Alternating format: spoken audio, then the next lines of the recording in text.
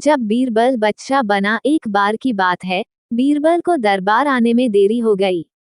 राजा अकबर बेसब्री से बीरबल का इंतजार कर रहे थे।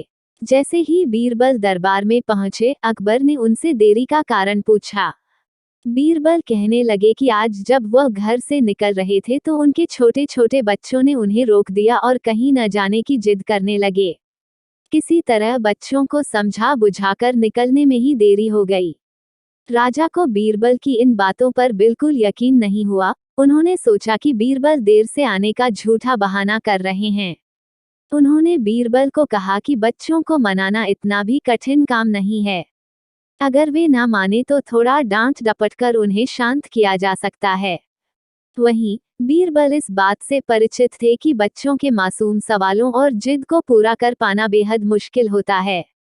जब अकबर इस बात से संतुष्ट न हुए तो बीरबल को एक उपाय सूझा। उन्होंने राजा के सामने एक शर्त रखी। उन्होंने कहा कि वह इस बात को सिद्ध कर सकते हैं कि छोटे बच्चों को समझाना बहुत मुश्किल होता है, लेकिन इसके लिए उन्हें एक छोटे बच्चे के जैसे व्यवहार करना होगा व राजा को उन्हें समझाना होगा। राजा इस शर्त के लिए तैयार हो गए। अगले ही पल बीरबल एक बच्चे के जैसे चिल्लाने और रोने लगे। राजा ने उन्हें मनाने के लिए उन्हें अपनी गोद में उठा लिया। बीरबल गोद में बैठकर राजा की लंबी मूंछों से खेलने लगे। कभी वे बच्चों की तरह मुंह बिगाड़ते तो कभी मूंछों को खींचने लगते। अभी तक राजा को कोई आपत्ति नहीं हो रही थी। जब बीरबल मूंछों से खेलकर थक गए तो गन्ना खाने की जिद करने लगे। राजा ने बच्चा बने बीरबल के लिए गन्ना लाने का आदेश दिया। जब गन्ना लाया गया तो बीरबल ने नई जिद पकड़ ली कि उन्हें छिला हुआ गन्ना चाहिए। एक सेवक द्वारा गन्ने को छिला गया। अब बीरबल जोर जोर से चीखने लगे कि उन्हें गन्ना छोटे छोटे टुकड़ों में कटा हुआ ही चाहिए। उनकी जिद को पूरा करने के लिए गन्ने को छोटे छोटे टुकड़ों में काटा गया। जब राजा ने इन टुकड़ों को बीरबल को खाने के लिए दिया तो बीरबल ने उन टुकड़ों को जमीन पर फेंक दिया। राजा को ये देखकर बहुत गुस्सा आया। उन्होंने गुस्से से बीरबल से पूछा, तुमने गन्ने को नीचे क्यों फेंका? चुपचाप से इसे खा लो। डांट सुनकर बीरबल अब और भी जोर से रोने व चीखने लगे।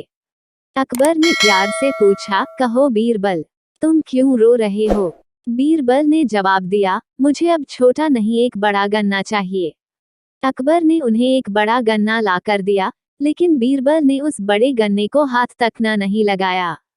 अब राजा अकबर का गुस्सा बढ़ रहा था। उन्होंने बीरबल से कहा कि तुम्हारी जिद के अनुसार तुम्हें बड़ा गन्ना लाकर दिया गया है, तुम इसे न खाकर रो क्यों रहे हो? बीरबल ने जवाब दिया, मुझे इन्हीं छोटे छोटे टुकड़ों को जोड़कर एक बड़ा गन्ना खाना है।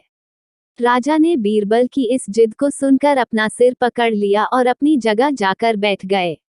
उन्हें परेशान देखकर बीरबल ने बच्चा बनने का नाटक खत्म किया और राजा के समक्ष गए। उन्होंने राजा से पूछा, क्या अब आप इस बात से सहमत हैं कि बच्चों को समझाना यकीनन एक मुश्किल काम है? राजा ने हाँ में सिर हिलाया और बीरबल को देख मुस्कुराने लगे। कहानी से सीख। इस कहानी से हमें ये जानने को मिलता है कि बच्चे बहुत मासूम होते हैं।